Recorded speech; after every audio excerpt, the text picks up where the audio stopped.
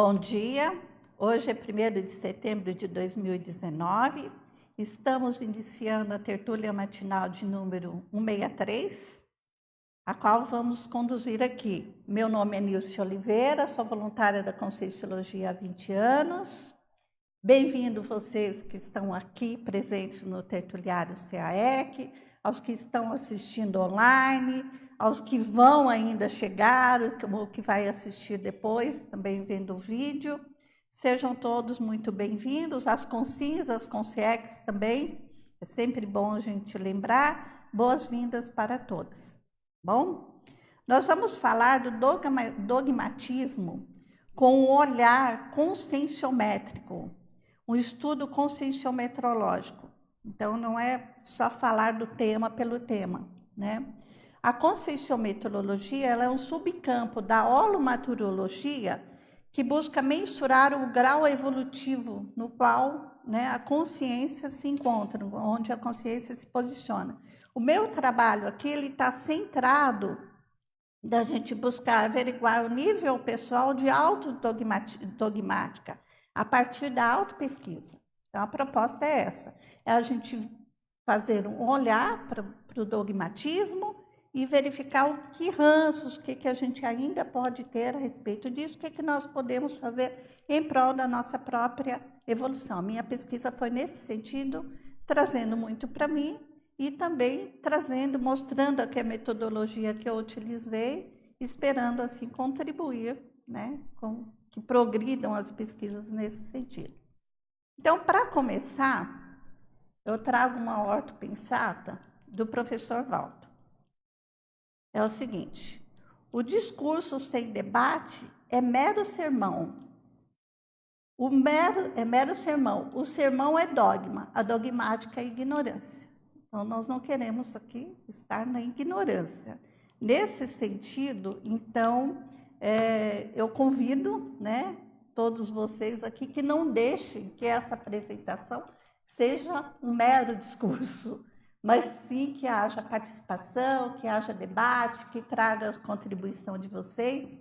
E nesse sentido, então, eu preparei um roteiro da minha apresentação, né? Vocês devem ter pego, eu não sei como que está o pessoal online, mas eu pedi que disponibilizasse também. Então, eu preparei um roteiro para vocês, em que eu trago inicialmente ali uns conceitos fundamentais para entender do que eu estou falando, as bases das pesquisas que eu estou fazendo. E em alguns pontos eu coloquei aqui, deixei um espaço em branco, eu coloquei autorreflexões. Qual é o objetivo disso? É justamente da gente ter parada nesses pontos de autorreflexões, tá? Após eu ter feito alguma colocação a respeito do que eu estou trazendo aqui, ou em qualquer momento, né? Para vocês pararem, pensarem, refletirem, trazerem as opiniões de vocês, que a gente fazer uma prática aqui de exatamente ser contra a questão da dogmática, que é aceitar aquilo que chega, né, como uma verdade absoluta e pronto. Então, a gente exercitar bastante o nosso autoquestionamento, tirar as dúvidas, tá bom? E a qualquer momento vocês fiquem bem à vontade para poder fazer as colocações de vocês. Eu tenho aqui algumas slides, né, como referência, para poder eu passar a minha linha de pesquisa, o que eu estou trazendo aqui, mas a qualquer momento a gente pode parar, tá? São poucos slides, tem apenas 9 slides para a gente poder tá comentando, tá? E depois aí a gente tem, assim, vocês é que vão conduzir, porque tem vários caminhos aqui pelos quais a gente pode conduzir. Então, vai ser vocês. Eu deixei ali também algumas questões de conscienciograma, que eu pedi para, né, quem ficasse à vontade, quem quiser tirar uma também, não é obrigado, né? E depois a gente pode discutir sobre isso também no final, tá bom? Então, eu vou passar aqui inicialmente o escopo da exposição que eu estou trazendo. Então, eu trago primeiro as bases da pesquisa que eu realizei, de como que eu programei isso. as variáveis da abordagem, o que eu considerei, há vários caminhos, né? Mas como é que eu comecei a fazer essa pesquisa, e depois a gente vai discutir um pouco aí sobre conscienciograma. Bom, alguma questão? Eu tenho que dar tempo, né, para vocês falarem também. Então, vamos. Sobre as bases da pesquisa. Então, autoexperimentologia. O que eu quero dizer com isso? Eu estou trazendo o que me moveu para isso. Como eu startei esse estudo, é pela minha experiência. Na semana passada, a gente teve, inclusive, o curso de reciclagem da pensanidade religiosa. Eu quero dar os parabéns aqui para o meu amigo Laurentino. Ele vem promovendo isso há alguns anos e, assim, é muito importante. Eu considero até que uma das questões mais fundamentais dentro da conscienciologia, porque a conscienciologia ela se baseia no princípio fundamental, que é o princípio da descrença. O contra-argumento dos dogmas. E a gente sempre, em todos os eventos que nós chegamos da conscienciologia, sempre é dito, olha, não acredite em nada, tenha suas experiências, o princípio da descrença é fundamental daqui. E é importante cada vez mais a gente ter assim, foco para realmente discutir isso, para realmente ver o nosso posicionamento perante isso. Quando eu encontrei a conscienciologia, para mim foi assim, é isso, está tudo certo. Eu gosto sempre de ser muito racional, né? Não tive uma formação assim clássica, religiosa, de ficar frequentando igreja, de me levarem, assim. Então, eu me achava, eu logo, né, nunca não passei por aquelas questões todas da religião, e não me achava nem um pouquinho uma pessoa dogmática. Pelo contrário, eu fui para uma formação de área de exatas, matemática, até para poder fugir de algo que discutisse muito, que divagasse muito, ou que tivesse que pensar muito. Então, talvez a gente possa pensar assim também um pouco, né? E nesse sentido, então, né, nada de dogmática. Depois de algum tempo na conscienciologia e tudo, aqui eu comecei a desconfiar, olha, não é bem assim, sabe? Eu tenho algumas coisas que eu tenho, não do dogma em si, de seguir, mas assim, da minha forma holopensênica, do meu comportamento, da minha maneira. Então, isso é a questão da minha experimentologia. Então, isso que me moveu para esse estudo. Áurea?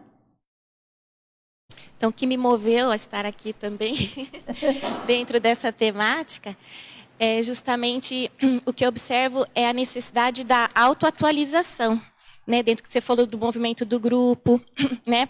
Por que nós estamos agora trabalhando com conscienciologia dentro do enfoque pesquisístico, científico, né? Então, assim, a gente vem, querendo ou não, né, de hábitos do nosso passado, né? Sim. E outra coisa, mesmo não sendo do âmbito religioso, eu fico pensando quais áreas da sociedade, de fato, não tem esse modelo mental dogmático. Sim. Entende? Não se restringe ao ambiente religioso. É uma forma de pensionizar que se desenvolve, às vezes, até no ambiente acadêmico, tido como científico, aberto à refutação, mas a pensenidade, os modelos de condução das pesquisas também muitas vezes, ainda dogmático. Né? Então, no militarismo, tem dogmatismo. Né? Nas artes, aí eu não sei aí falar como é que seria esse raciocínio. Deixo aqui a questão também para a gente refletir. É isso mesmo, a gente vai, né, o objetivo é a gente abordar isso, a gente está colocando não a dogmática como a religião, não é só, né, mas parte desse modelo. E que não é fácil a gente transformar. Então, assim, a gente sempre tem que ter a modéstia de reconhecer que a gente tem que estar sempre se autoquestionando a esse respeito, buscando outros prismas na forma de avaliar as situações, né? Então, é isso, é exatamente essa, está bem nessa linha, né? É bem em cima disso que eu trago essa discussão, tá? Então, eu comecei primeiro desconfiando de mim, né? Que eu tinha algumas bases, assim, não era bem assim, eu não era uma pessoa tão racional, tão dentro daquela questão de crítica, né? Eu tenho até, mas até um certo nível, até a página 10, sabe? De um livro de 200 páginas, então, muito pouco, assim. E depois também me ajudou muito nesse exercício de aprofundamento, foi a minha praxe, eu coloco lá como praxe de conscienciômetra. Então, o meu voluntariado na Conscius, quando eu passei a minha docência, eu já era docente há muitos anos na Conscienciologia, e eu fiz a formação para conscienciômetra, comecei a atuar como conscienciômetra, e isso me ajudou muito. E tem me ajudado muito, que eu continuo. Né? Porque aí eu começo a ver não só o meu mundinho, mas a gente começa a ver, e não só o mundo dos outros, das relações que a gente tem, mas a gente começa a ver mais profundamente a intraconsciencialidade das pessoas nos momentos, nos cursos, nas atividades de cobaia que a gente realiza. Então, a hora que começa a vir isso, então a gente começa a perceber as nuances que tem da consciência. Isso, lógico, que reverbera na gente, mas ajuda bastante. Então, isso me ajudou a aprofundar com relação a essa questão de o quanto a dogmática está impregnada, né, nas consciências, e eu estou falando das consciências nesse universo, né, até da prática conscienciométrica, que é o universo das pessoas que já admitem a conscienciologia. Então, essa foi outra questão. Eu compartilho disso, dessa mesma impressão, e vejo a importância da gente criar ambientes antidogmatismo, né? No caso, a docência conscienciométrica, ela promove essa autorreeducação no exercício, aquele compromisso em fazer abordagens bem abertas, bem amplas, neutras, né? Assim, para as questões das pessoas com as quais a gente está debatendo e fazendo a interassistência, a gente tem esse compromisso de nos mantermos, né, com o grau de abertismo necessário para isso. Sim, com certeza. Por isso que eu fiz questão de ressaltar. E também, aí eu fui fazer uma revisão, né, da bibliografia que a gente já tinha. O que já se escreveu sobre isso na Conscienciologia? O que eu mais encontrei realmente foi do professor Valdo, que ele traz sobre o princípio da descrença. Eu destaquei ali para vocês as fontes de revisão bibliográfica. Então, nos tratados da Conscienciologia, ele cita em várias partes, né? Aí, assim, eu fiz essa pesquisa na base do Holoserver, na Everbetomática, na enciclopédia, então os verbetes, quase que a totalidade, eu nem contei, eles falam sobre o princípio da descrença, mas que discute mesmo, que vai mais a fundo. A gente tem 2 livros que eu recomendo para quem quer aprofundar no assunto. Então, Onde a Religião Termina, do Marcelo da Luz, é muito importante. Nesse livro ele discute bastante. E um livro mais recentemente lançado pelo Wagner Strachini. Então, é Consciência Antidogmática. Ele fala disso e ele diz sobre a reciclagem de ideias dogmáticas da ciência, filosofia e religião pela Conscienciologia. Então, é exatamente isso. Esse é um livro que ainda foi lançado há menos de 2 meses e ele é bastante interessante porque ele faz essa abordagem geral. O Wagner ele tem vários verbetes também, que ele aprofunda sobre isso. E eu quero destacar também os artigos, né? Dentre os artigos que eu coloquei ali as quantidades para vocês, né, do que a gente encontrou, então tem quase 20 artigos que, pegando, quando a gente fala sobre descrenciologia, sobre o dogmatismo, sobre o princípio da descrença e sobre a criticidade. Esse foi o universo que eu peguei. Aí, assim, dentre esses, eu destaquei 2 que eu acho bastante fundamental, que eu utilizei no meu trabalho. Então, o primeiro artigo foi publicado na revista Consciência, de número 21, número 2, então, pela Jaqueline Narras. O trabalho dela é Antidogmatologia Esboçante, Análise do Dogmatismo e Identificação dos Resquícios Dogmáticos. É um artigo bem prático, ela faz um cotejo dogmatismo, antidogmatismo, das atitudes no dia a dia. E outro bem interessante também é da revista Glasnost, de número 5, essa revista, e o artigo é do Oswaldo Vernet.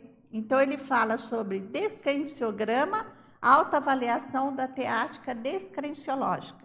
Então, eu recomendo para quem quiser aprofundar esses 2 artigos. E verbetes também, a gente tem vários verbetes.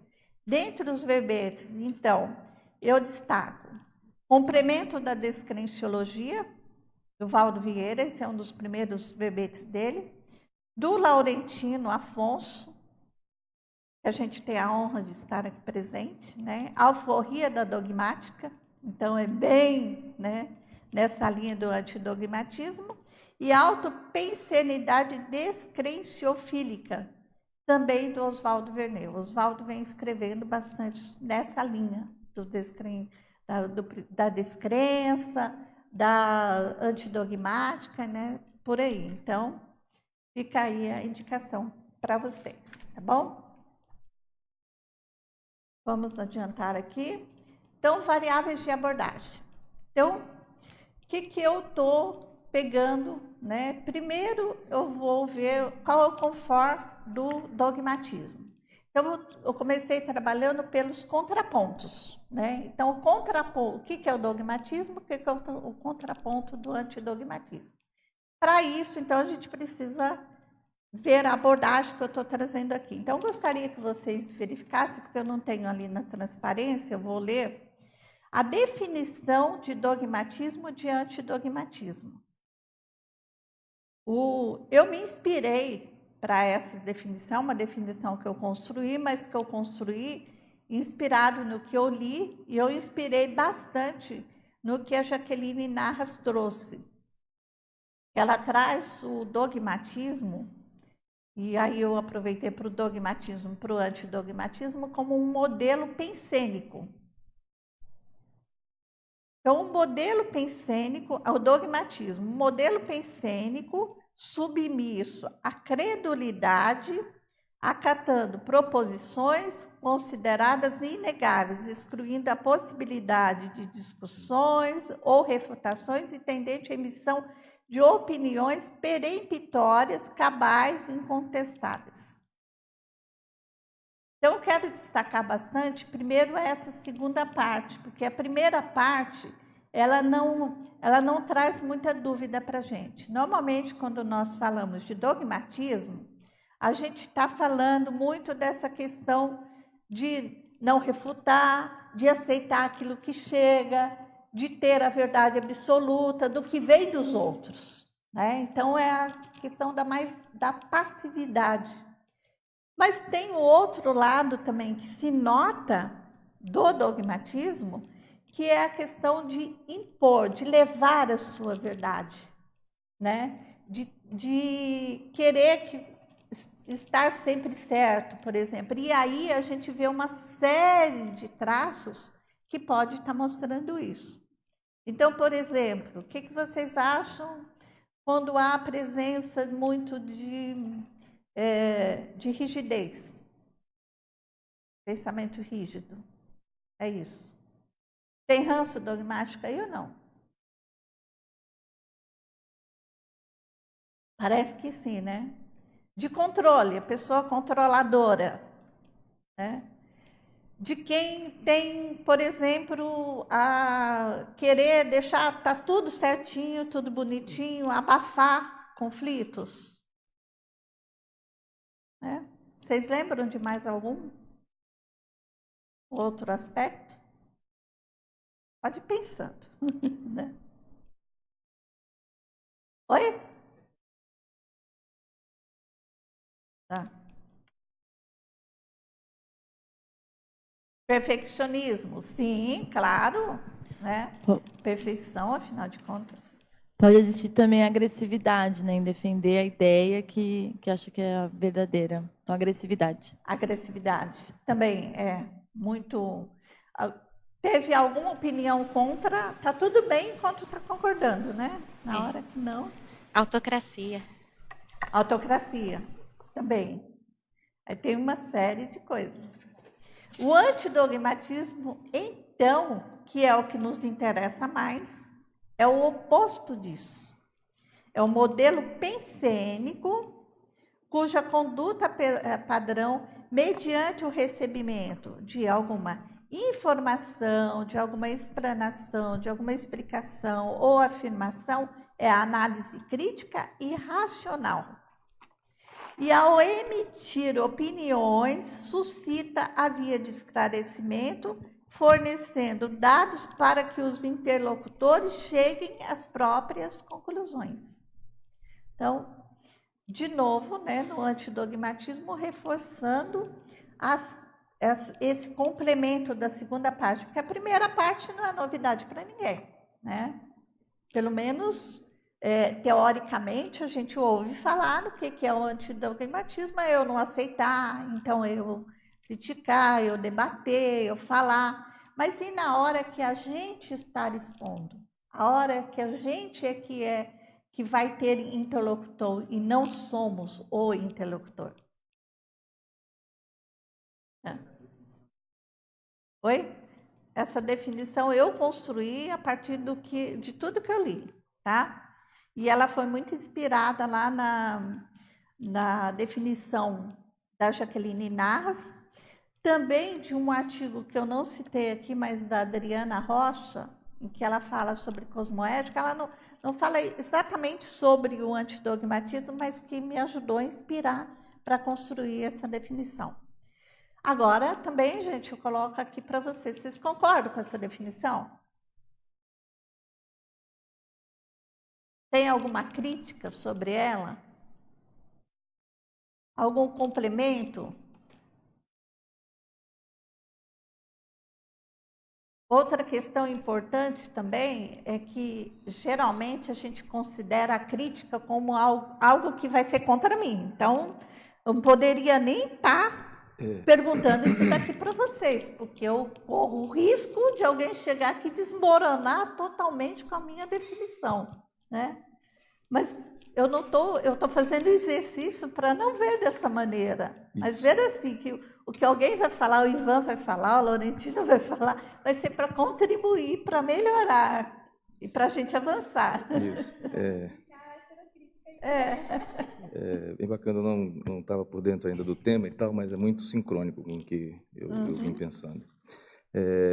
Vejo que há, e aí eu queria que você trouxesse a tua experiência nessa pesquisa, uma coisa mais basal dentro dessa questão do dogmatismo e do antidogmatismo, que ela permeia a vida da gente, intrafísica, pelo menos. E eu acho que tem muito a ver realmente com a questão intrafísica, que é a questão da inércia evolutiva, da falta de autocognição da própria consciência. Quando você não tem essa cognição de si mesmo, você precisa de referências.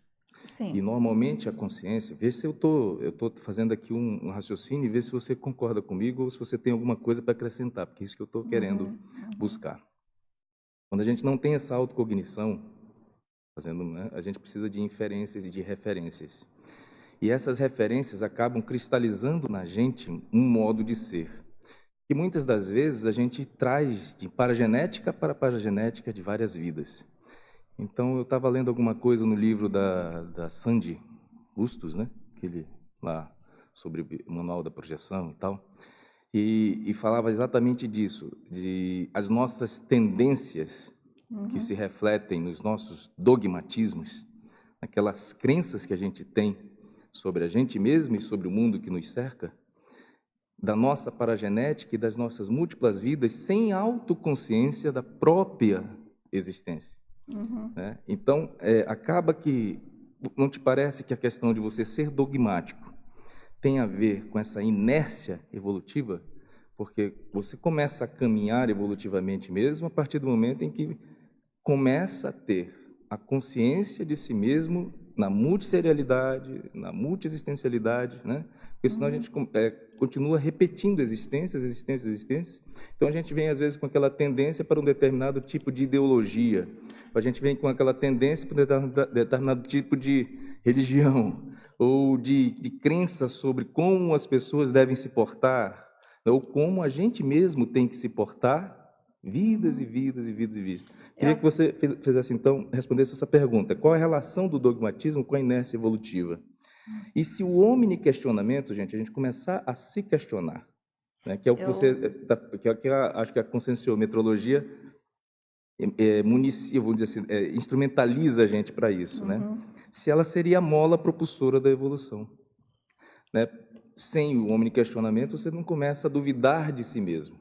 Não duvidando de si mesmo, você não dá o benefício da dúvida para os outros. Eu concordo com você. Nessa linha, né, a minha pesquisa nessa linha, as minhas conclusões vêm sendo nessa linha. Primeiro é o seguinte, a questão da autocognição, da falta de cognição. Então, por que nasceram os mitos? Por que as religiões foram se fortalecendo? Foi útil no momento evolutivo lá da história do próprio Homo sapiens. Então, tem que ter algum a busca, né, para a segurança é ter algum referencial, né? A questão é que o tempo vai passando, isso vai se solidificando, vida após vida, e o nosso arcabouço hoje já está melhorzinho, né? Enquanto consciência, dentro do próprio processo evolutivo. A questão que a gente tem que fazer precisamos ainda disso? A gente não precisa mais, só que já está tão acostumado, isso já está tão enraizado na paragenética, nas nossas parasinapses, que é difícil de sair disso, né? E se acostuma com isso. Tem que sair da zona de segurança, né? De conforto para poder... E sempre é na busca de algo que me dê segurança para que eu acredite. Mesmo você tendo uma aparelhagem já, né?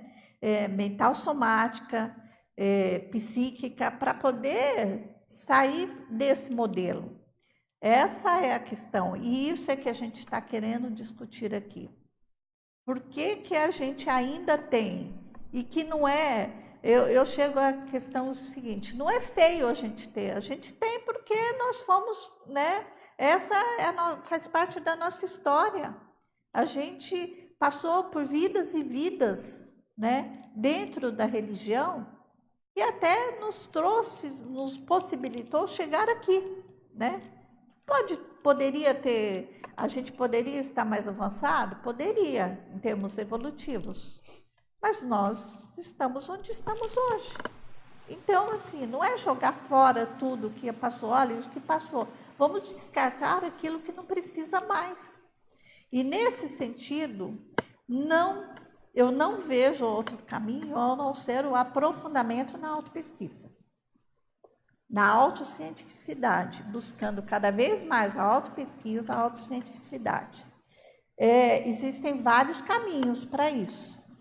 Agora, a questão da conscienciometrologia, que ela ajuda a gente a fazer comparações, né? Porque o que é a conscienciometrologia? Ela é uma ferramenta da autopesquisa, a gente pode considerar assim, ela não é a autopesquisa em si, mas ela é uma autopesquisa que a gente vai estabelecer com referenciais, né? Procurando ver nível, grau, extensão, amplitude, tudo isso a nossa autocognição vai melhorar muito a respeito quando a gente faz uso da conscienciometrologia. Ok? Laurentino? Sim.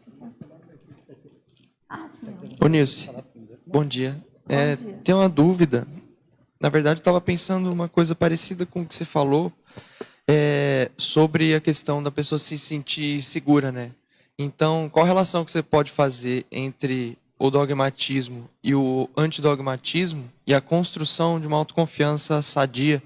Porque, às vezes, a pessoa ela tem uma necessidade ou ela constrói ela própria, a identidade dela, a personalidade dela, as bases dela em cima de alguma coisa que ela acaba utilizando. Você acha que é só um modus operandi ou tem a ver também com a forma como ela constrói a confiança dela? Porque eu refletindo assim, não tem como a pessoa ela buscar construir o antidogmatismo na vida dela sem buscar rever as bases da autoconfiança dela, de como que ela mesma se constitui e crê em si própria no sentido positivo e não no... E qual que é o limite disso, né? Entre você querer também impor a sua própria visão para as outras pessoas. Ou essa imposição, ela deriva só de insegurança, entendeu? É mais ou menos nessa linha. Por isso, assim, nessa linha, depois você vê se eu conseguir captar o que você está trazendo e te responder adequadamente. Mas, assim, quando eu coloco na definição essa questão de que não é só na postura de receber, né, mas na postura no momento em que a gente vai emitir opiniões, né, e querer que o outro acate as nossas opiniões, então eu sempre estou, né, trazendo um exemplo, né? Se a gente sempre está refutando o que o outro está falando, debatendo o que o outro traz, nunca está certo, e eu é que estou certo, eu sou dogmática. No momento que a gente faz isso, a gente está tendo uma postura de dogmatismo, né? E isso pode refletir, sim, uma insegurança.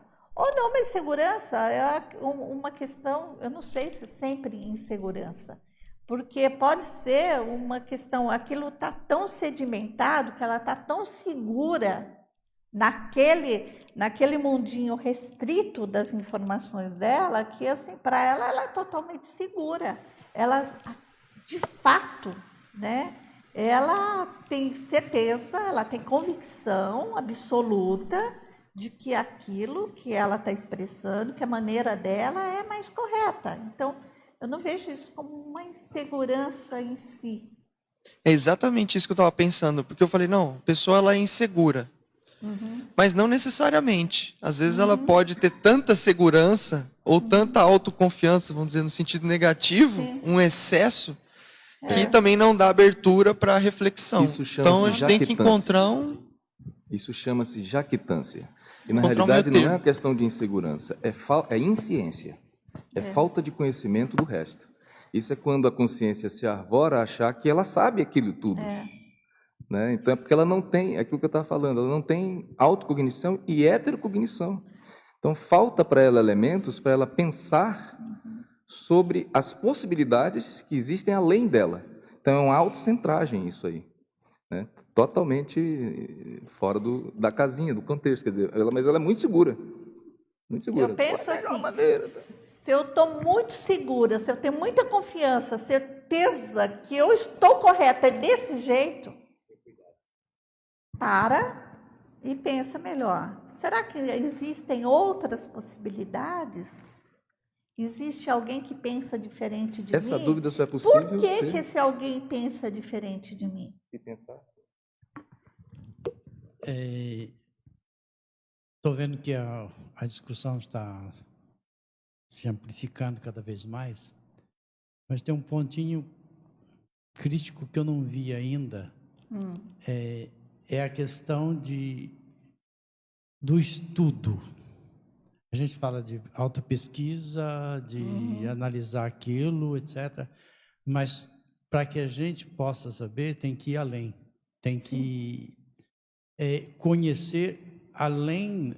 Eu estou colocando agora o dogmatismo não só pessoal, mas como grupo. Nós corremos o risco, eu me incluo, corremos o risco de sermos dogmáticos quando nós não analisamos com isenção opiniões diferentes da nossa, maneiras diferentes de ver, como se nós fôssemos o suprassumo. De fato, nós somos de ponta, não tem dúvida nenhuma, mas nem tudo o que nós afirmamos nós entendemos direito. Às vezes, o que nós aprendemos, nós corremos o risco de transferir um mestre para outro mestre. Sim. E a religião, justamente o dogmatismo religioso, eu entro no dogmatismo religioso, que é mais minha área. O dogmatismo religioso, ele é fundado na pensenidade, no sentimento. Inclusive, tem um conceito chamado sentimento religioso, porque a religião, ela vai mais para o sentimento do que pela razão. Quando ela usa a filosofia, que vai para o PEN, ela faz da filosofia uma serva da teologia. Inclusive, é um termo filosófico da Idade Média. A filosofia é a serva da teologia. Quer dizer, você arruma artifícios, maneiras de justificar aquilo que você já sabe, aquilo que você acha que já sabe, aquilo que você já aceita como verdade. Então, o negócio é falso. No meu caso, quando eu consegui me libertar, tanto quanto é possível se libertar de religião, foi sempre pelo questionamento, procurando brechas naquilo que me era ensinado.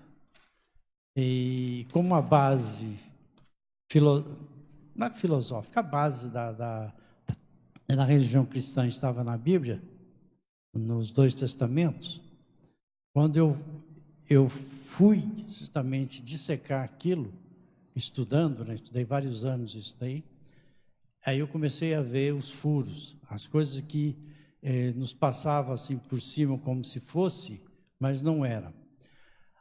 No nosso paradigma, eu dou muito mais valor a segunda frase, experimente, do que não acredite em nada. Não acredite, né? Porque é o experimente que faz com que você chegue a alguma coisa que é verdade no seu alcance, digamos.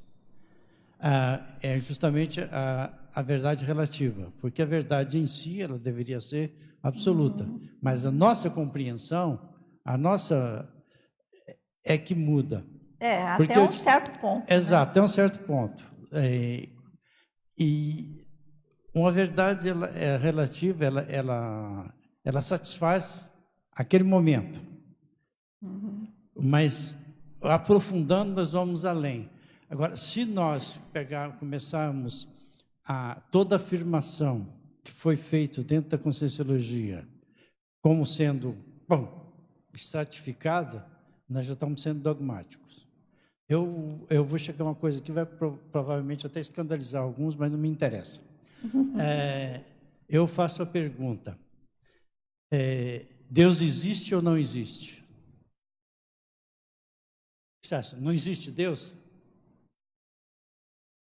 que vocês respondem? Se vocês responderem, não existe, vocês estão sendo dogmáticos. Sim. Se vocês responderem, existe, vocês estão sendo dogmáticos. Estão sendo dogmáticos. Na realidade, nós não sabemos absolutamente nada sobre isso.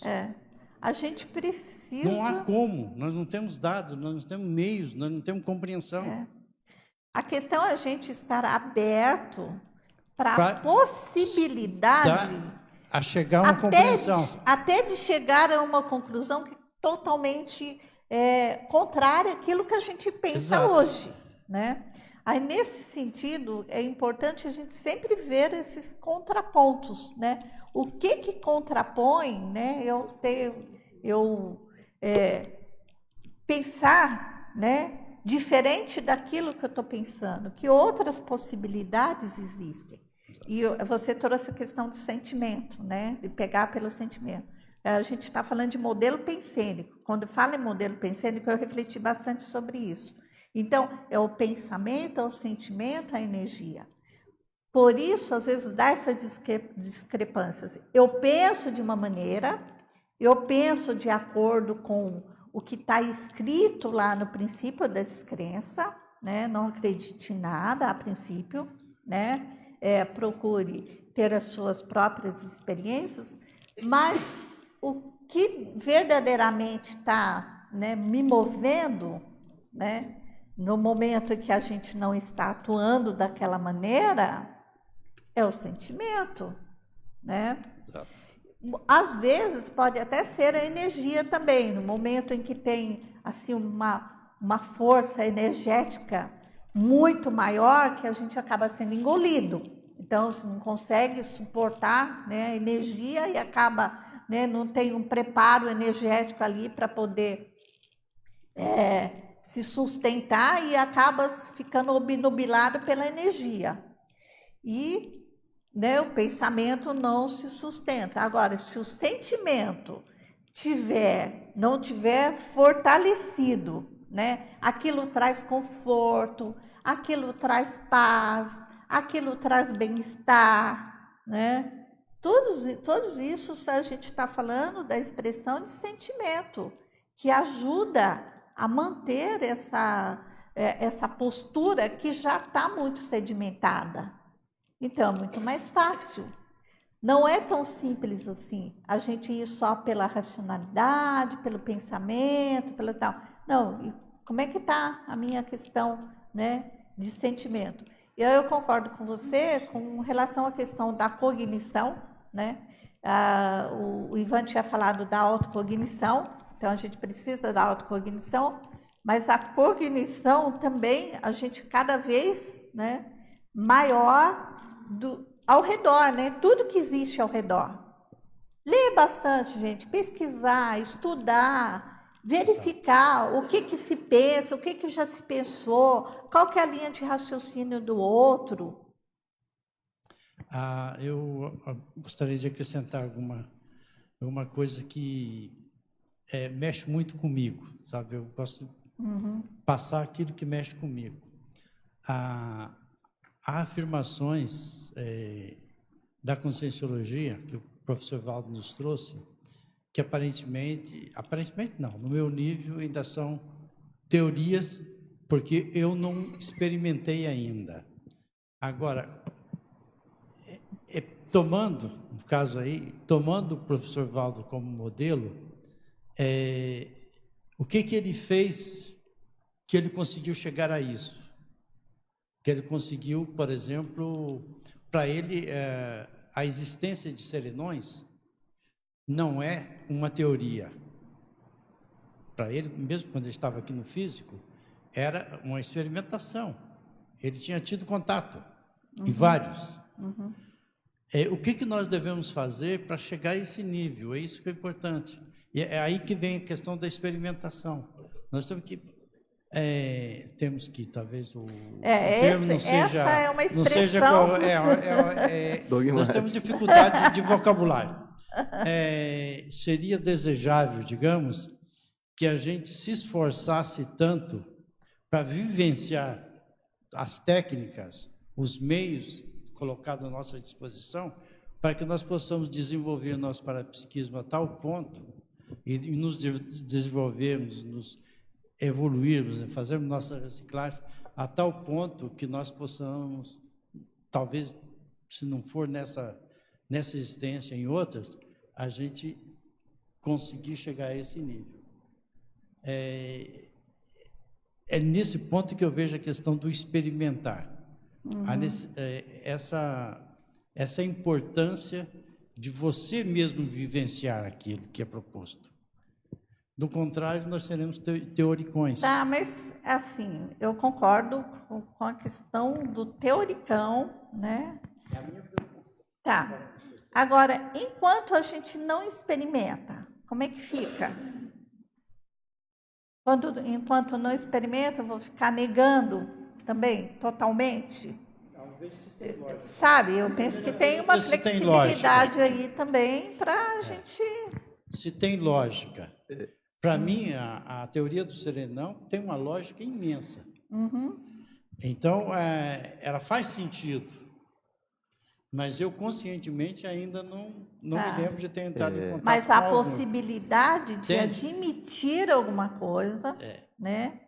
Pelas bases, a gente não experimenta. Assim, no meu nível evolutivo, é difícil, né? Eu vejo que da maioria, é difícil da gente experimentar tudo que a gente admite. Tem coisas que admite pela base da experiência. Não tive exatamente aquela experiência, mas eu tive alguma experiência que me leva, né, a também admitir que o que o outro está falando também tem algum sentido. Então, essa experiência, essa experimentação, não sei se é nessa linha que você está querendo falar, mas eu não vejo assim como algo radical. Eu tenho que experimentar exatamente aquilo. Porque senão a gente também fica muito dogmático. Eu não experimentei, mas eu posso não ter experimentado pela minha limitação, por uma dificuldade, por não ter tido nenhuma oportunidade, pela metodologia não ter me favorecido, pela dificuldade de cognição, por uma série de aspectos que eu não cheguei àquela experimentação ainda. Então, eu não vou admitir. Vamos pegar um exemplo que a maioria de nós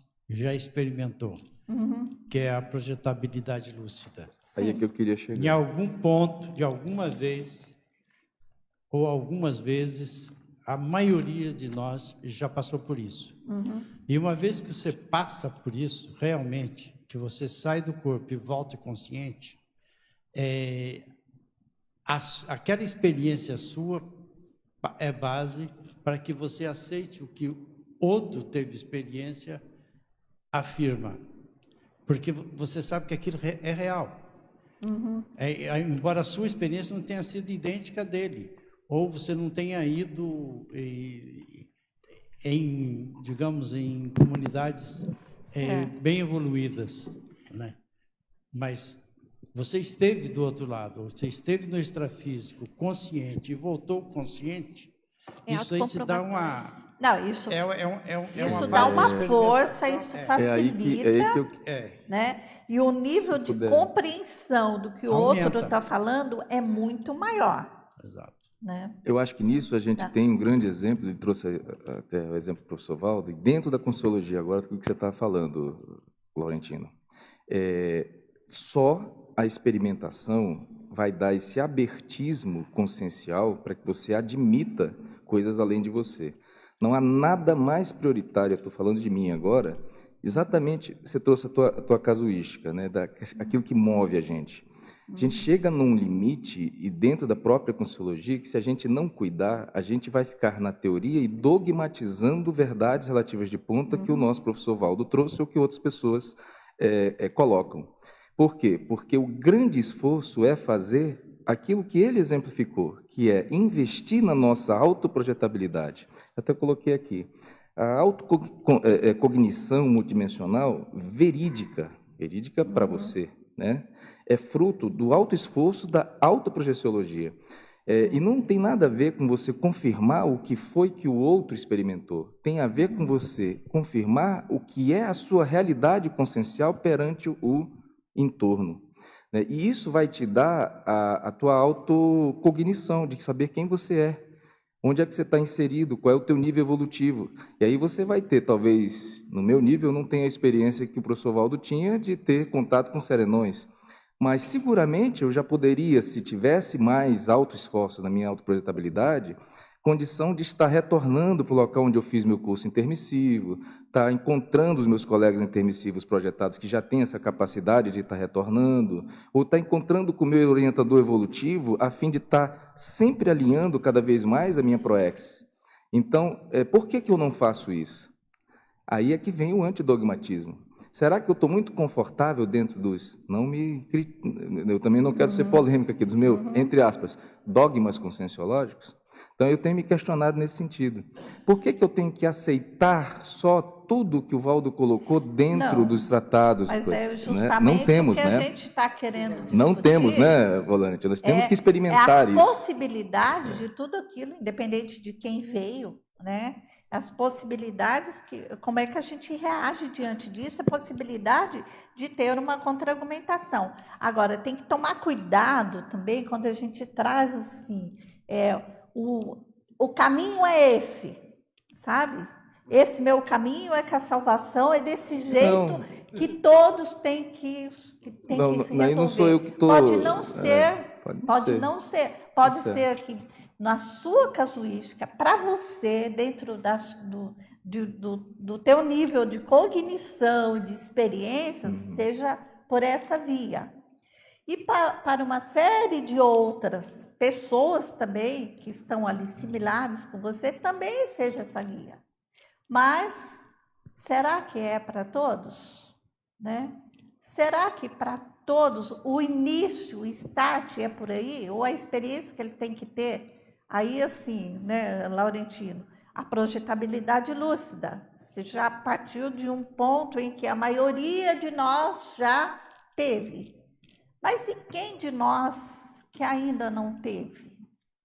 E que já admite ou tem algum nível de certeza íntima, mas por alguma razão, por algum motivo, ainda não chegou a essa experiência? Por onde é que ela vai começar? O que ela vai questionar? Então, assim, eu não tive, então eu também nego tudo. Para a gente relativizar, né? Nilce, eu queria, dentro desse contexto que foi comentado aqui, da projetabilidade, da questão da autoexperimentação, queria também ampliar um pouquinho o entendimento de como eu também entendo essa questão toda, tá? Sim. Eu gostaria de fazer uma analogia entre o processo da evolução com o próprio processo de amadurecimento da própria vida intrafísica. Então, você ressoma, né, a criança lá, ela não tem vivências suficientes, experimentações suficientes, conhecimento suficiente e tem um pouco maturidade para entender determinadas coisas, né? E até certo ponto aquilo que os adultos falam para ela fazer soam como dogmas do tipo: você tem que fazer isso, você tem que tomar banho agora, você tem que tal coisa agora, né? Ela é guiada, né? Ela é guiada, né? Então, assim, até certo ponto, em um dado momento da nossa evolução, também, aproximadamente, isso aconteceu com a gente. E vejam, quando, e a gente estudando o processo histórico da humanidade, em determinadas situações, tudo aquilo que era desconhecido era atribuído a algo com força muito maior ou superior a que o próprio ser humano tinha, né? Então, os deuses nasceram daí. Sim. Então, vejam, tudo que de alguma forma a gente não tem experimentação ainda, ou não tem maturidade ainda, para experimentar, ou não nos permitimos ainda refletir sobre determinadas coisas, a tendência natural é seguir algo que vem de fora, que supostamente é superior a nós. E eu digo supostamente porque a gente, na conta de ainda, a gente não sabe o que é esse outro ou o alheio, a gente atribui que seja superior. Pois bem, então eu vejo que há um processo natural, do ponto de vista da evolução da consciência, um paulatino e crescente despertamento de entendimento maior sobre como que funciona a evolução, sobre o que a pessoa precisa fazer. E nisso entra o processo da experimentação como uma ferramenta, eu diria, essencial, mais do que essencial, sem a qual não tem como.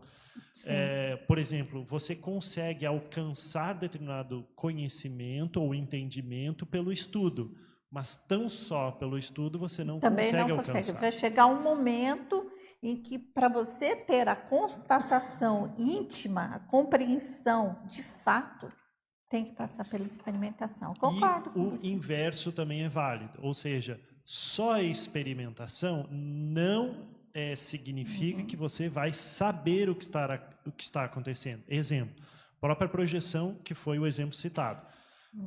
A pessoa pode ter projeção e ela atribui a situação que ela vivenciou como um sonho. Ou pode atribuir a situação que ela vivenciou como tive contato com Deus, uma grande revelação. Ou pode atribuir essa experiência como morri, ou não sei o quê. Quer dizer, a atribuição de significado que a vivência que a pessoa tem, as possibilidades de atribuição de significado são quase infinitas, tá certo? Por isso que eu vejo que são dois elementos que devem andar juntos: a experimentação e o estudo. Devem andar juntos, porque um vai reforçar o outro no processo de aumento de maturidade, aumento de compreensão, aumento da capacidade até de novas experimentações e novas atribuições de significado cada vez mais avançadas, específicas, detalhadas, exaustivas. E aí um exercício que eu faço para mim, que é uma técnica, eu busco justamente uma técnica antidogmática, eu tento sempre buscar pensar em hipóteses. Então, tal fenômeno que aconteceu comigo, tá, mas o que é? Não sei, pode ser tanta coisa, pode ser isso, aquilo outro, quer dizer, eu lanço uma porção de hipóteses e a partir das minhas sensações, percepções, o que eu já estudei, o que eu me proponho estudar para tentar entender melhor, eu tento encontrar conclusões cada vez mais assertivas sobre aquilo que eu experimentei. Então, Sim. Isso é uma técnica boa. E para você chegar a hipóteses, a gente precisa de ouvir o outro, de ouvir o que os outros trouxeram. Quem teve experiências parecidas com as minhas, né? Que conclusão chegou? O que já se tem sobre isso publicado? Você quer ver uma questão, né? Eu trouxe aqui para vocês. Eu fiz um levantamento. Eu fiz esse levantamento dentro das publicações da Conscienciologia, porque eu estou buscando estudar isso dentro, né, do nosso universo. Então, assim, mas poderia ter feito mais também, mas foi minha opção, porque é minha opção de uma pesquisa, né, dentro do que já se tem da Conscienciologia, o que os pesquisadores da Conscienciologia já pensaram, já escreveram a respeito disso. Então, fui lá, já vi tudo que tem de artigo, tudo que tem de verbete, tudo que tem de citação nos tratados da Conscienciologia, eu vou verificando isso e aí a gente vai fazendo uma seleção, chega dentro da minha linha de raciocínio, juntando com a minha experiência, né? O que eu vou aproveitar nesse momento de tudo isso, porque também a gente pode ficar perdido no mar de conhecimento que se tem sobre qualquer área que a gente vai pesquisar. Esse eu acho que é um ponto fundamental. Dentro da experiência que eu tenho, e aí eu falo da minha experiência como editora da revista Consciência, de revisão, né? Eu faço muita revisão de artigos, né? Já fiz muito de verbete também. Então, quando a gente pega isso, e eu considero assim como um ponto para a gente refletir dentro da nossa comunidade, geralmente se tem muito pouca referência bibliográfica. Essa é uma crítica que a gente faz. Assim, então, não existe muito, né, ou falta, às vezes até pela questão do, olha, eu vou escrever alguma coisa sobre a minha autopesquisa é minha experiência, né? Aí é uma falta de autocognição mesmo, de entendimento disso. Bom, se é a minha experiência, eu posso escrever tudo que eu quiser e fazer as afirmações que eu quero ali, porque isso é minha experiência. Então, eu fui lá, eu estou falando uma coisa assim bem genérica, tá? Não tem nenhum caso assim específico, não. Mas, eu fui lá, eu tive uma experiência, né, parafenomênica, ou às vezes não, às vezes é só uma questão de uma conclusão que ela chegou lá na autopesquisa dela. Eu posso afirmar isso porque aconteceu isso comigo dessa maneira. Mas aí você vai ver, sobre aquele assunto, já tem N publicações, já teve outras pessoas que tiveram experiências similares. A sua é única, é diferente, mas pelo menos mostrar que fez um levantamento, que viu mais o que tem a respeito daquilo, é fundamental, gente. Quando não está fazendo isso também, é uma demonstração de uma postura dogmática comigo mesmo, né? Ô, Nilce, eu estava refletindo sobre o princípio da descrença, né? Não acredito em nada, tenho as suas próprias experiências. Qual que é a sua visão da crença? Ou acreditar, a crença necessariamente tem uma falta de questionamento quando a gente acredita ou não. Tem crenças que podem sim ter uma racionalidade, uma coerência, que foi o caso que o Laurentino falou. Não tive experiência com serenão, mas tem lógica essa hipótese. Então, a minha dúvida é exatamente na crença. Ela pode ter coerência e racionalidade? Porque se ela puder ter coerência e racionalidade, de repente a frase mais interessante seria: não acredite em nada cegamente, tenha suas próprias experiências. Porque por essa linha de raciocínio, a gente sempre vai ter crenças, porque ainda vão faltar experimentações. Como é que você entende? O que é crença para você? Eu prefiro não utilizar, nesse caso, a palavra crença, sabe? Porque crença, aí vem aquela questão do significado, né?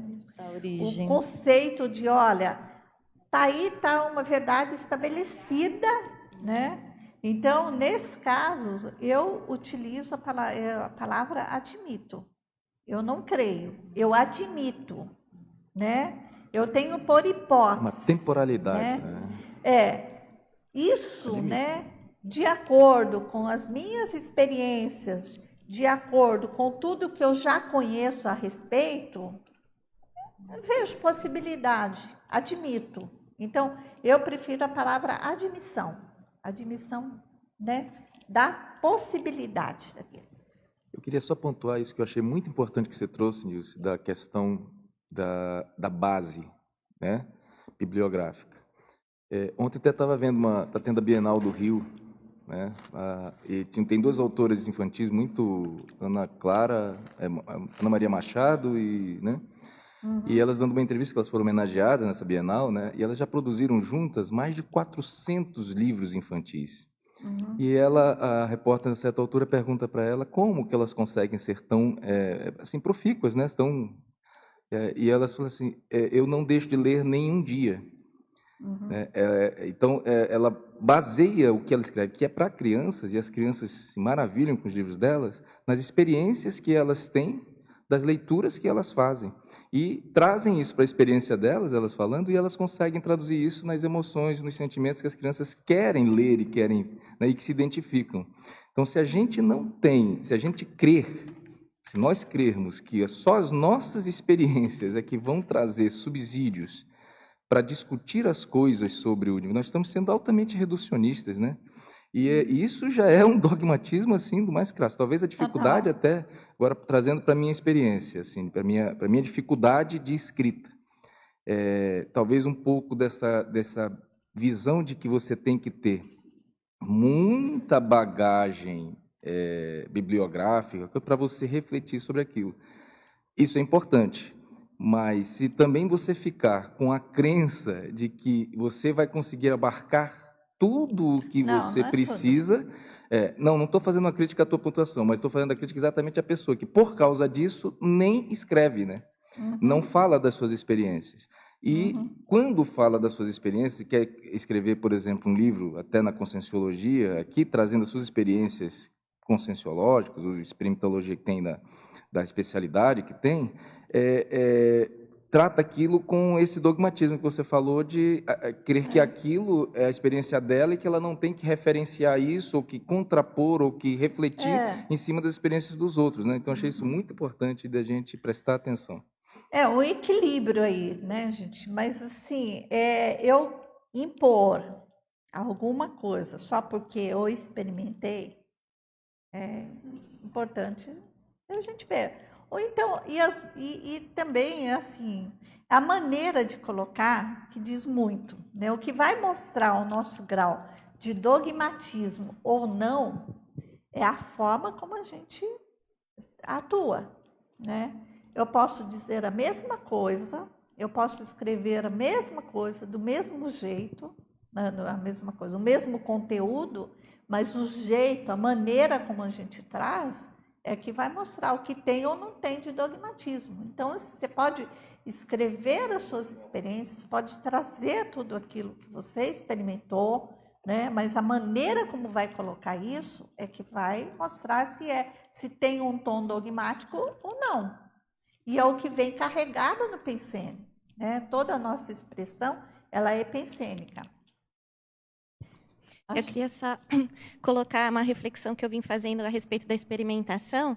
Concordo ali que ela tem um valor assim inestimável, né, em relação ao nosso aprendizado, à consolidação do nosso conhecimento.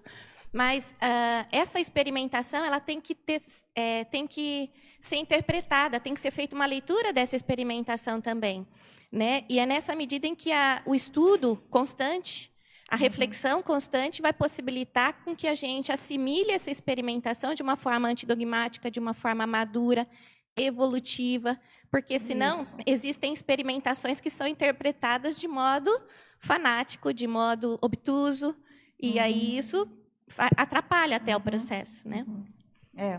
E outra questão que eu levantei aqui também do paradoxo, você falou da pacificação, do bem-estar, né? O nosso retroego faz com que nós tenhamos bem-estar e pacificação com relação a modelos de pensar do nosso passado. Se a gente quer avançar, a gente tem que se propor a enfrentar incômodos, né? E que isso seria uma vulnerabilidade se a gente pautar exclusivamente o nosso avanço no bem-estar e na pacificação. Exato. Né?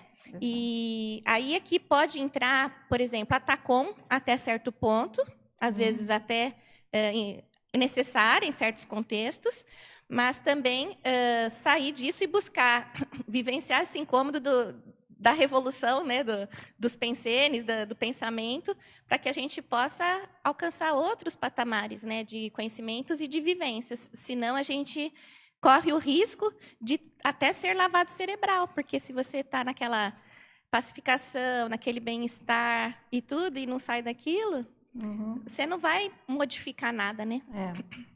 Agora, eu quero adiantar um pouquinho ali. Tem tudo a ver, tudo isso que já está acontecendo aqui, independente dos meus slides, né? Mas que eu trouxe essa questão, né, de ver pelo estudo das analogias, dos sinergismos, dos antagonismos. Então, é tudo que a gente está falando aqui. O que é, o que não é, né? Aonde que a gente se coloca. E a minha proposta é de se observar, né, isso no dia a dia, para a gente poder estar vendo realmente, né, de que maneira que isso aparece dentro. Então, nós já trouxemos aqui a questão da escrita, a questão, né, das nossas colocações, que maneira que a gente põe isso, tem aí na folhinha de vocês. Eu trouxe até alguns aspectos, e foi onde eu deixei, assim, para autorreflexão, a gente já fez esse processo aqui um pouquinho.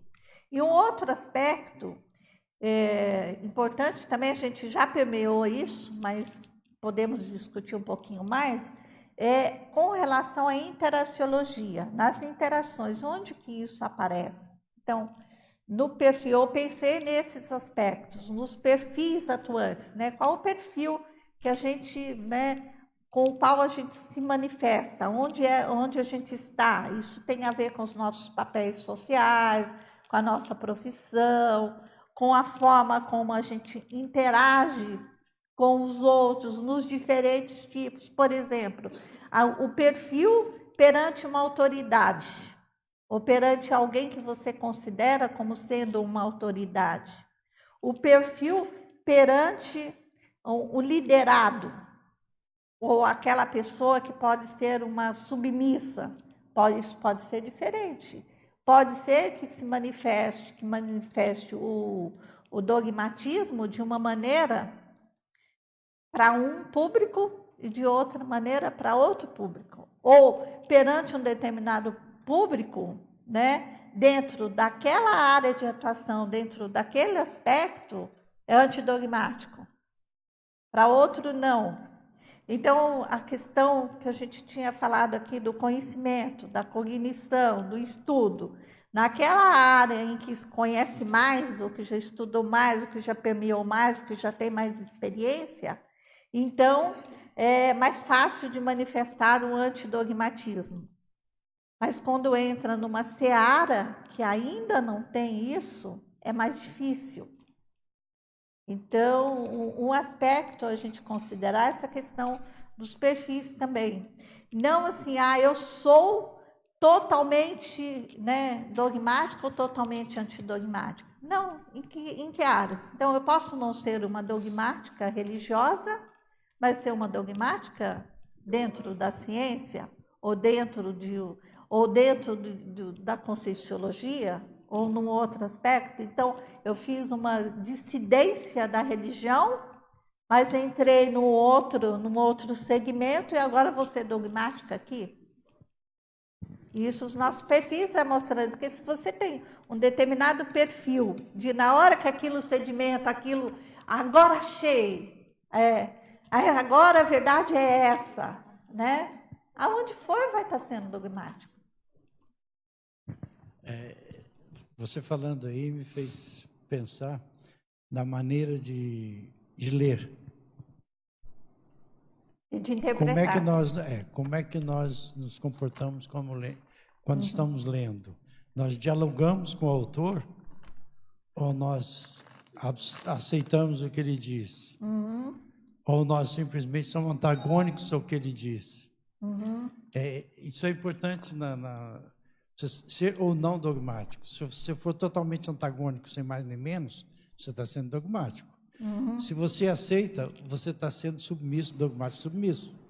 Simplesmente você está acreditando. Então, o diálogo.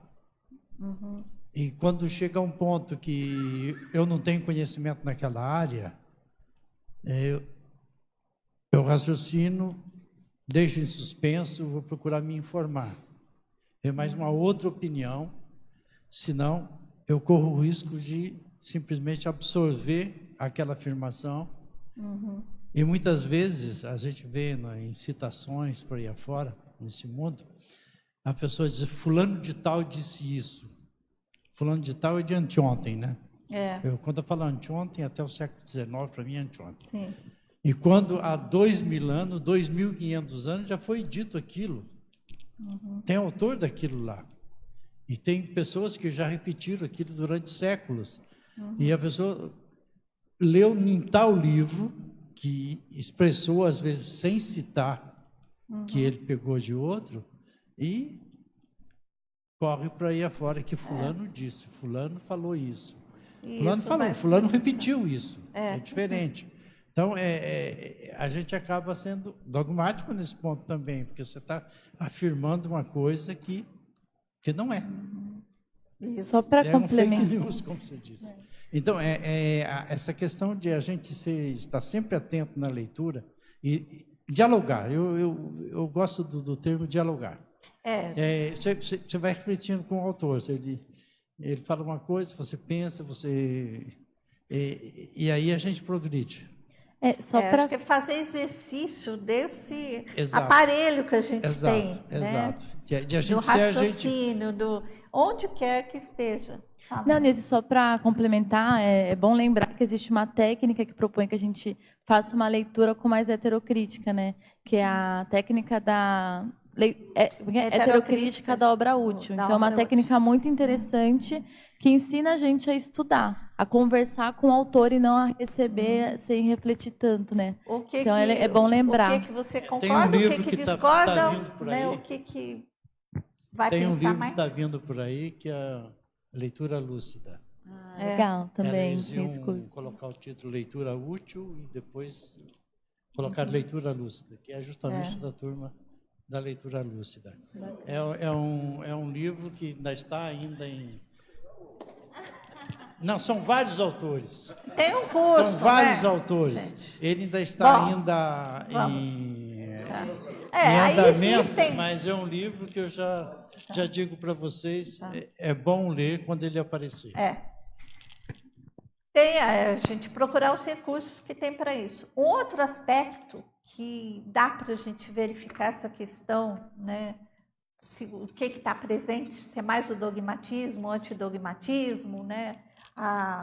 O exercício da crítica, é com relação aos nossos valores pessoais. O que, de fato, a gente valoriza? Já pensaram nisso?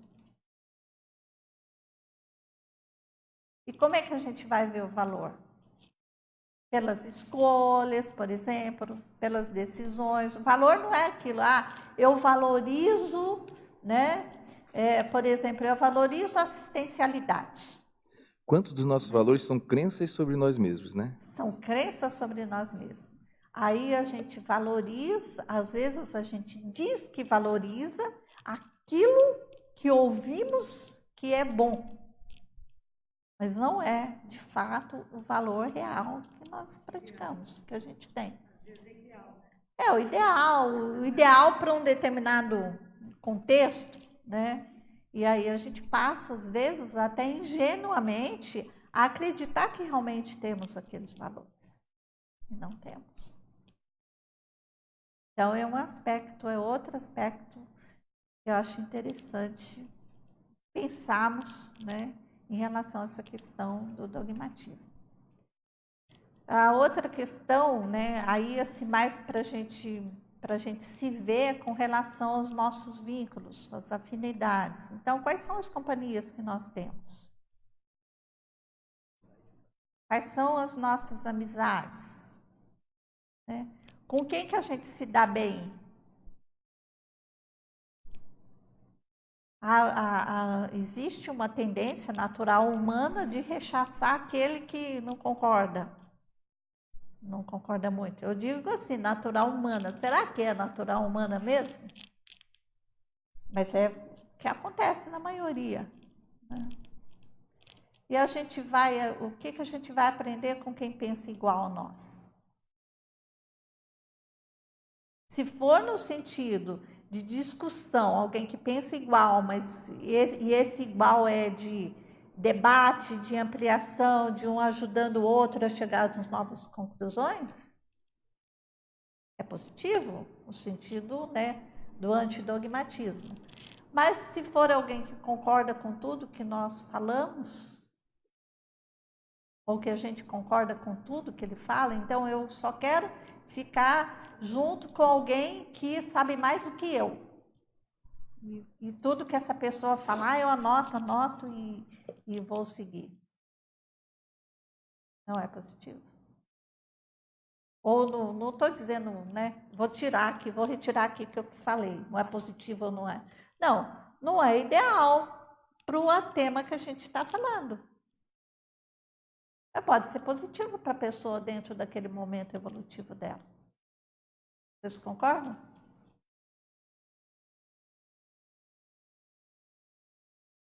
Então, isso é importante.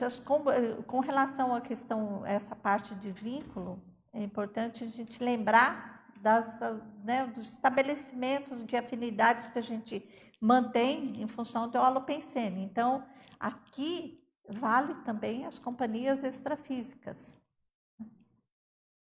Então, se eu tenho, né, vamos pensar, né, numa casuística, né?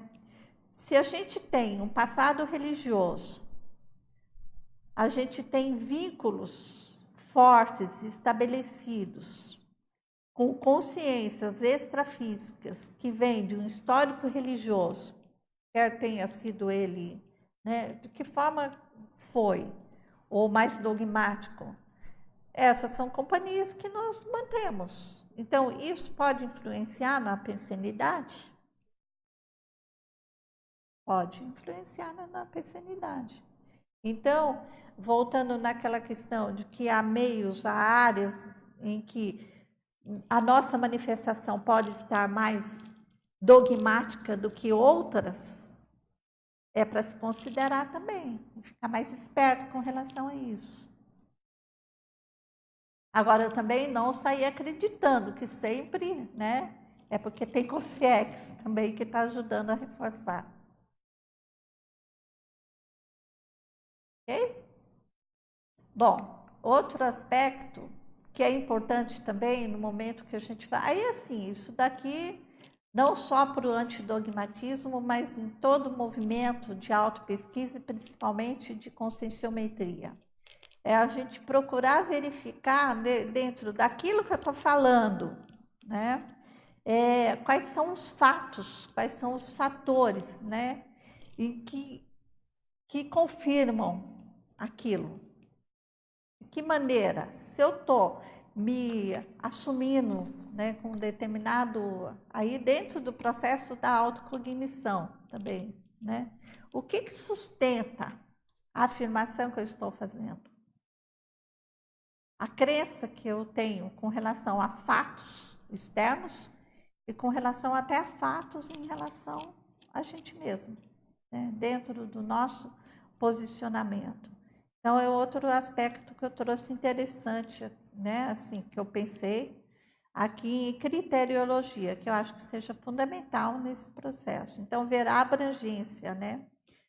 E a outra questão é a forma de mensurar, né? Sempre ter um parâmetro para a gente mensurar alguma coisa. Eu sou dogmática ou antidogmática em relação a quê? É um ponto de referencial que a gente tem. E em que aspecto? Isso é mais ou menos, tem que ser mais ou menos em relação a alguma coisa, né? Tem que ter uma unidade de medida aí. Porque quando eu digo que, assim, a forma, né, ou quando eu digo, por exemplo, lá, eu falo que a áurea é dogmática. Né? O que é ser dogmático? Qual o parâmetro que eu estou estabelecendo em relação a isso? Né? Então, assim, eu pensei assim que um bom questionamento que auxilia na autopercepção é em que aspectos eu estou dogmático. Né? Que aí pode estar evidenciando alguma resistência em questionar. Não, esse em que aspectos é o que eu estou chamando de abrangenciologia, que é abrangência. Em que aspecto? Agora, o quanto eu estou sendo dogmática. Isso. O quanto você vai aí você dizer. está na intensidade. A intensidade, para você pontuar. Então, assim, é muito, é pouco. Então, a gente tem que ter estabelecimento. E como de fazer limite, essa porque checagem? às vezes você faz um drama em cima de um negócio que aconteceu uma vez e aquilo, né, parece que é o mundo, né, e considera como norma. Aí você assume um determinado aspecto, passa a acreditar naquilo porque aconteceu uma vez. Aí então tem um estabelecimento de uma quantidade. E agora, e se foi uma vez só, mas essa uma vez tem um peso muito significativo que ela vale por 200 vezes? O que é essa manifestação? Então, é importante a gente também refletir sobre isso.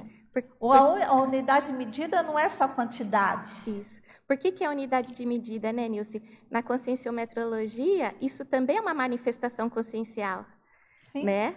E a gente identificando tudo isso, a gente vai ter mais dados a respeito da realidade daquela consciência naquele momento. Isso. Né? Podendo aprofundar isso daí. Mas é sempre importante ela pensar, né? Eu estou afirmando isso com base em quê? Tá.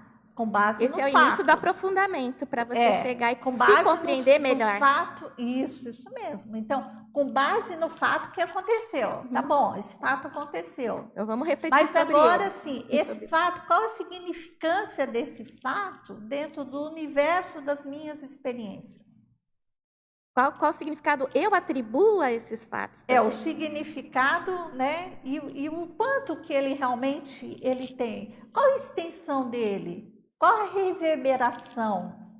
Então, tem uma série de unidades de medida aí para a gente refletir nisso. Que outros significados são possíveis em relação a esse fato? Né? Que não só o que eu estou atribuindo. Então, assim, qual a extensão dele? Eu usei até alguns termos aqui que eu acho interessante. Qual a amplitude, qual o nível, o grau, o peso, considerando atenuantes, agravantes, o tempo, a duração, a extensão, a frequência, a intensidade, o patamar, o percentual, a média, o número de repetições. Tem a relevância, tem N outras possibilidades aqui. Então, assim, aquilo dentro daquele universo de experiência, né, qual que é a unidade de medida que eu estou utilizando? Agora, ainda tem um outro aspecto, em relação a quê? Aí vem a comparaciologia. Quais são os pontos de comparação? Qual a linha? Eu estou comparando, né, esse aspecto com o que mais? Então, maçã com banana, aí será que é possível comparar? Né? Banana maçã. E por que a banana maçã chama banana maçã? Ela tem um gostinho de maçã? Então, deve ser.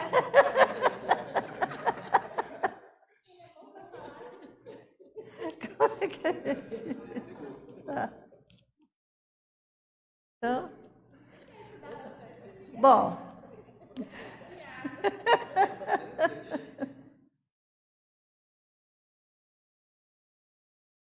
Aí outro ponto que eu também utilizei, né, foi com relação ao estudo, né, dentro da autoconscienciogramologia. Então, pegando o próprio conscienciograma aplicado, né, às nossas reflexões, ou a nossa autoavaliação em relação a esse o aspecto do dogmatismo, do antidogmatismo, mas que serve para outros aspectos também. Então, assim, algumas questões, né, que tem muitas questões, das 2.000 questões do conscienciograma, que dá para a gente se avaliar com relação a esse aspecto. Eu selecionei algumas, que essas têm o meu viés, né, tem os meus aspectos ali de autoavaliação. Eu relacionei essas 20 questões na segunda página que está aí com vocês, e também essas questões ficaram lá para vocês, né, pegarem. Eu até coloquei escolher, porque na verdade na hora que você pega alguma coisa, você escolheu aquele papelzinho, né? E aí, assim, eu gostaria da gente trazer algumas reflexões aqui em relação, discutindo algumas dessas questões.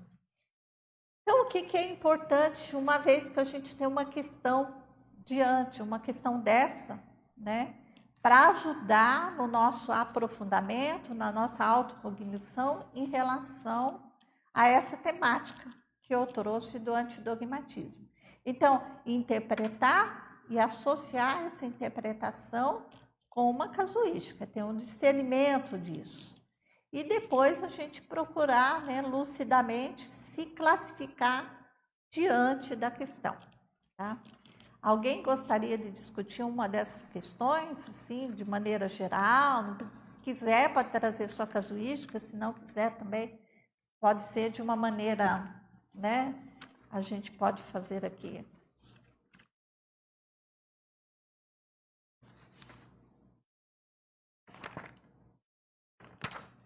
Nilce. O que vocês acharam das questões que vocês pegaram? Oi? Assim, oi, Igor. Eu ia comentar, eu peguei a 12, né? Mas eu ia comentar essa questão 4. Aqui. Tá. Com a autoconsciência prática quanto aos limites da pré-determinação do seu destino ou da sua programação de vida. Você pegou essa? Então, tem uma casuística interessante, a 4. Está lá em quanto à credulidade. Que quando eu era criança, chegava no final do ano, eu estava no jardim ainda de infância. Eu pensava sobre aquele ano, o que tinha acontecido. E aquilo me dava um sentimento positivo ou um sentimento negativo, né? E aí eu tinha uma crença muito forte de que as coisas iam acontecer, era só eu esperar. E aí eu ficava, eu lembro que eu chegava no final do ano, isso quando eu era bem criança, né? Chegava no final do ano, eu falava, nossa, nada aconteceu. Aí chegou num determinado momento, e isso foi me dando uma insatisfação, né? Nada aconteceu assim, né? Quando você é criança, tem também tanta coisa assim para acontecer. Né? Mas não tinha sentido de realização. Aí chegou num determinado momento que eu pensei assim, eu comecei a refletir, pensei assim, nossa, mas se eu não fizer nada, nada vai acontecer. Quando eu era criança.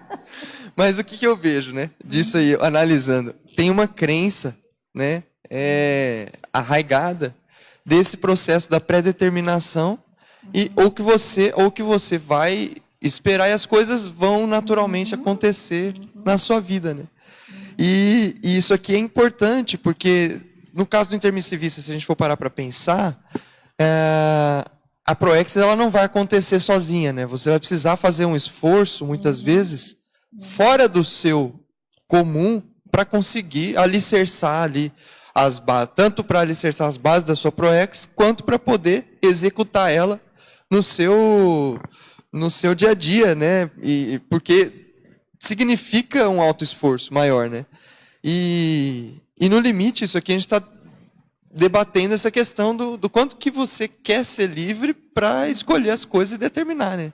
E eu sei que você já escreveu sobre autodeterminação, né? Sim. E então isso aqui eu acho que tem tudo a ver esse processo. A pessoa antidogmática, ela tem um nível de autodeterminação maior, né, do que a dogmática. Então, às vezes é importante a gente, nesse processo da definição que você trouxe, né, do dogmatismo, de dar oportunidade da pessoa refletir, você está dando oportunidade da pessoa também determinar se aquilo convém para ela, se não convém para ela. Sua escolha, o seu caminho. E no limite, tudo uma questão de escolha, né? Então, essa reflexão eu acho importante de fazer. Ok. Eu peguei uma pergunta que eu gostaria que o pessoal ajudasse a pensar sobre ela, assim, entender primeiro, né? Então, é a 14. Em sua condição de ser social, qual a sua militância contra os preconceitos, os megadogmas e os tradicionalismos bolorentos? Aqui militância seria no sentido positivo? O que vocês entendem dessa militância? Nesse sentido. É como que você atua, né? Como é que você... A militância nesse sentido de como que é a sua, né, postura, Conduta. atuação, reação, sabe? Tudo. Vou pensar melhor.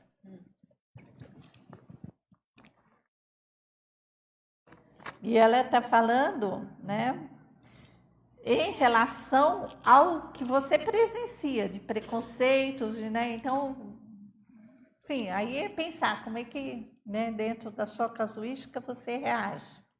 Outras pessoas podem falar também, como é que vê? Eu, por exemplo, diante dessa questão, eu vou trazer para minha questão.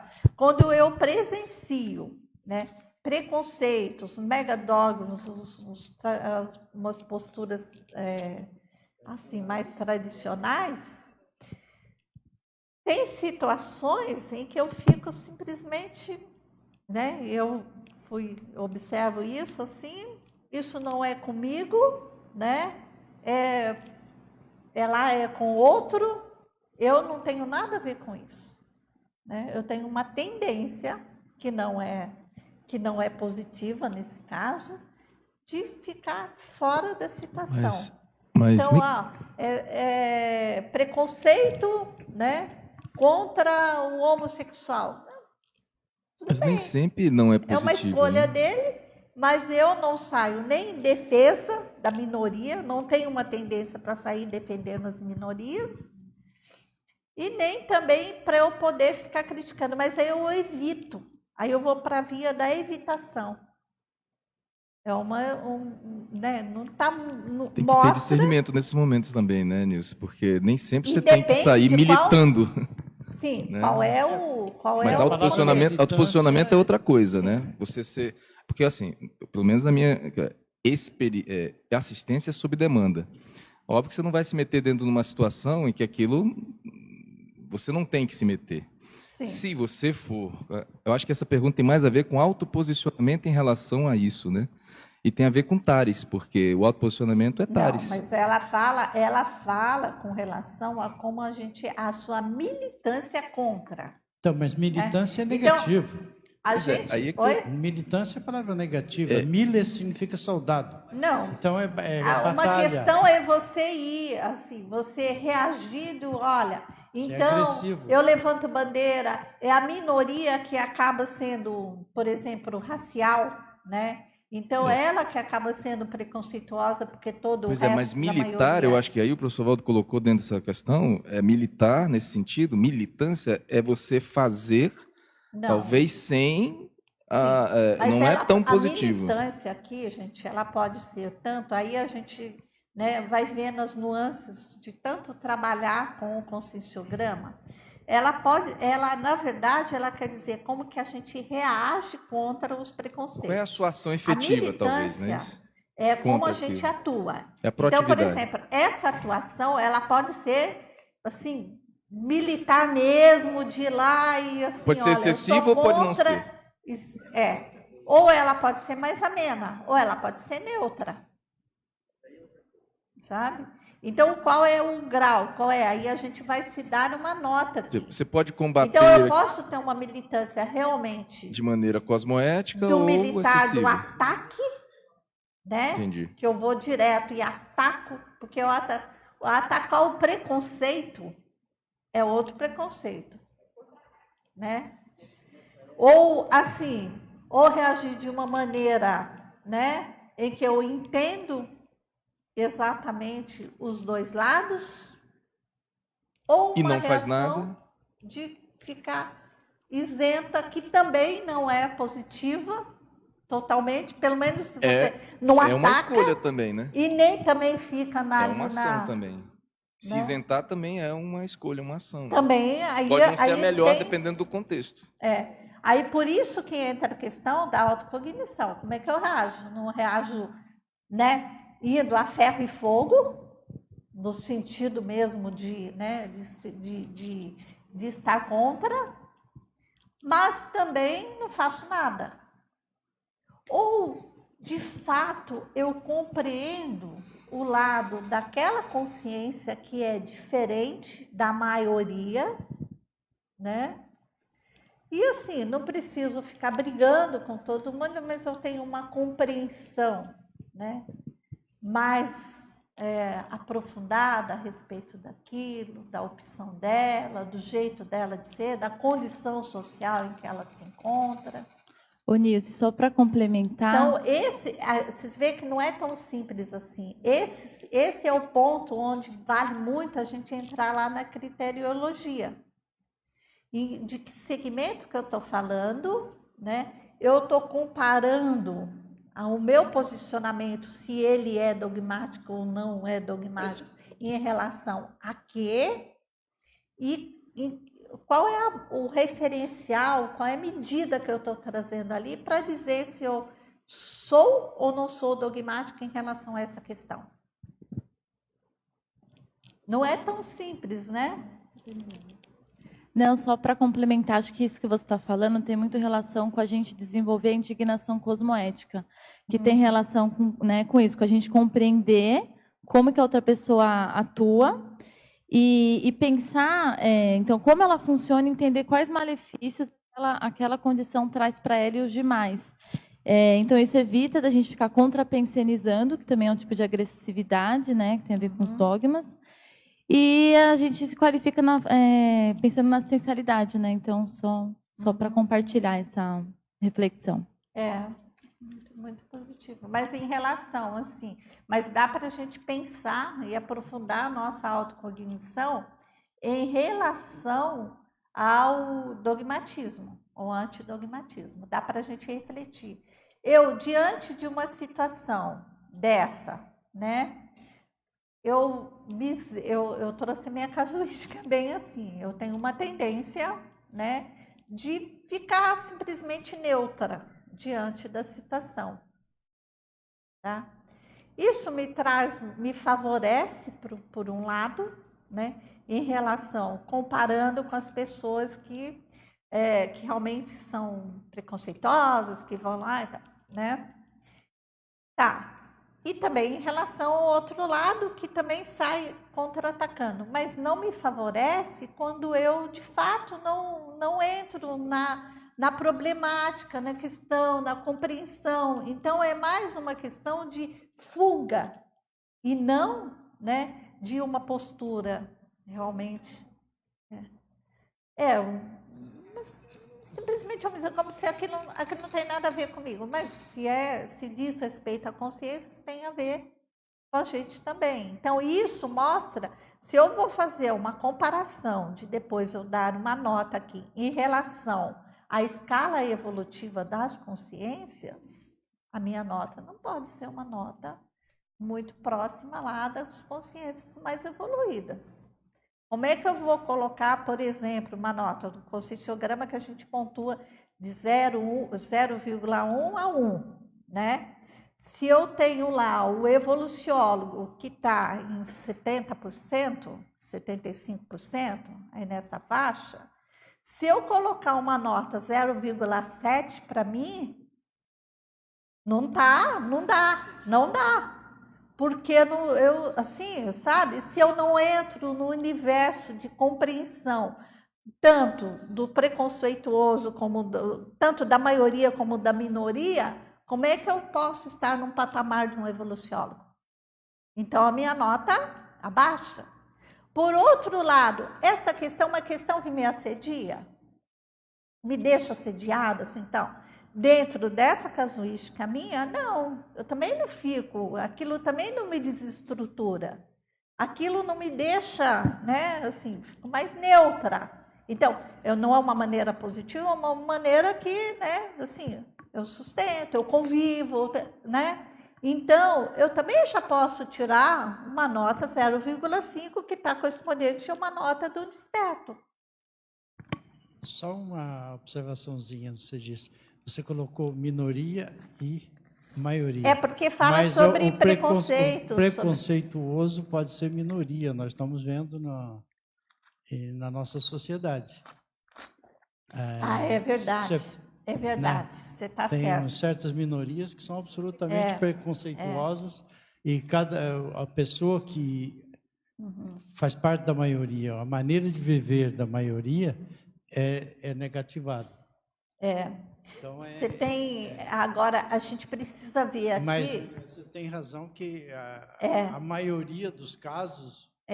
mas é que eu peguei muito aqui também, olha, você viu que eu peguei um viés aqui de análise também, que não foi abrangente, porque eu peguei o preconceito, mas a questão, ela fala dos megadogmas e ela fala dos tradicionalismos bolorentos. Então, é aquilo que é arraigado, que vem trazendo. Então, realmente, não era só esse viés, né? É muito mais abrangente. Qualquer questão que a gente pega do conscienciograma, ela é muito abrangente. Agora, cada um vai até onde consegue dentro daquele momento evolutivo dela, dentro do cabedal que ela tem de experiências, de estudo que a gente falou aqui, de conhecimento geral, né, sobre consciência. Bem, alguém tem alguma outra questão? A gente ainda tem uns 3 minutinhos aí.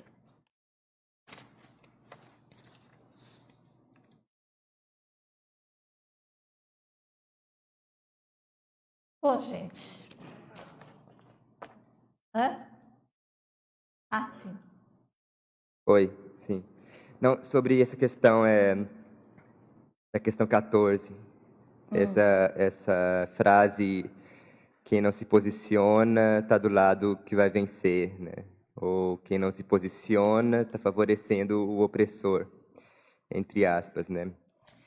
Então, como que a gente lida com essa questão também, que, por outro aspecto, a gente percebe nessa busca de maturidade, que alguns espaços que a gente não se sentia muita vontade para se colocar, a gente começa, eu no meu caso, né, começo já a me sentir com mais condição para me colocar, por exemplo, num ambiente religioso, que é todo cheio de dogmatismo, onde as pessoas falam assim, não, só pode ler esse livro aqui.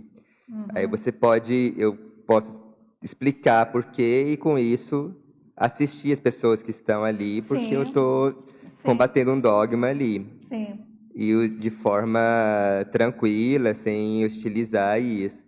Então, são as duas coisas, porque também, quando a gente pensa na questão das redes sociais, da política, assim, cotidiana, é uma questão também que muitas vezes não vale a pena essa militância nesse sentido mais mais hostil, forte, né? Pois é, tudo uma questão de reflexão, de inteligência evolutiva. Agora, o mais importante é, diante dessas questões, a gente parar, a gente se analisar, verificar como reage diante daquela situação e fazer a escolha. É isso que eu quero? Eu quero continuar sendo desse jeito? Mas se eu quero avançar na minha evolução, vale a pena ou não? Nós podemos o que eu posso corrigir aí? Nós podemos fazer militância, entre aspas, né, sem ser ativistas. A gente pode marcar nossa posição, que eu acho que isso é cosmoético. Até para que as pessoas nos vejam, ainda mais nesses tempos de redes sociais e tal, e que a gente, de certa forma, não pode se furtar a estar no zeitgeist que a gente vive, né? Mas a gente pode marcar nossa posição.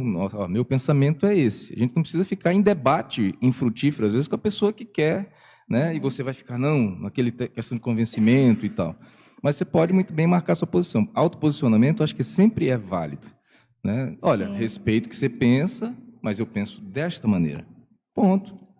E aí fica a critério, né? É isso mesmo?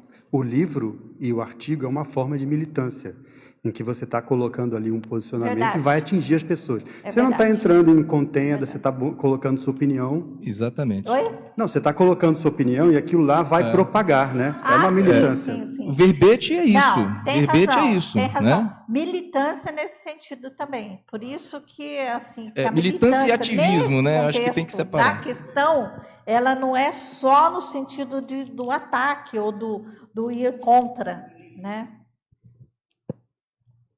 Ok, gente? Então, nós estamos chegando ao final. Eu tinha uma possibilidade aqui, posso ainda, de fazer algumas divulgações, né? A gente pode aqui com relação ao IC que a gente está falando, né?